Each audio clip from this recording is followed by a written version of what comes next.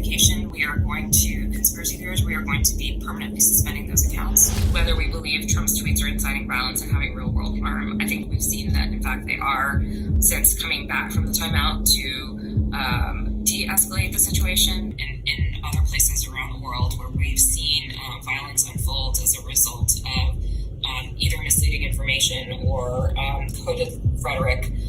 So a lot of our learnings here have come from other markets. So in that sense, we do feel like this is our global approach. We need to be very focused on being able to enforce any of these policies or enforcement decisions we make at scale. I think long term we want to be in terms of building trust and enforcing policies consistently and providing adequate notice before we take a very aggressive step like a permanent suspension.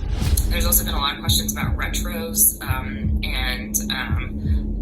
of course we're going to do a retro. I mean, we're in the midst of a retro around the election generally. This will be most definitely folded into it. What we saw Wednesday morning was really concerning to us, obviously. So a small team gathered from Trust and Safety. We were discussing the potential for violence to happen, and we decided to escalate our enforcement of the civic integrity policy and use a label that disabled engagements to stop the spread of potentially inflammatory content, which is the content around election interference, election fraud, stealing the election, that type of thing. We are going to, conspiracy theories, we are going to be permanently suspending those accounts. We are doing everything that we can to ensure that Twitter is being used in a positive way affects society. If you're on the inside of big tech, mainstream media, or federal government agencies, reach out to us at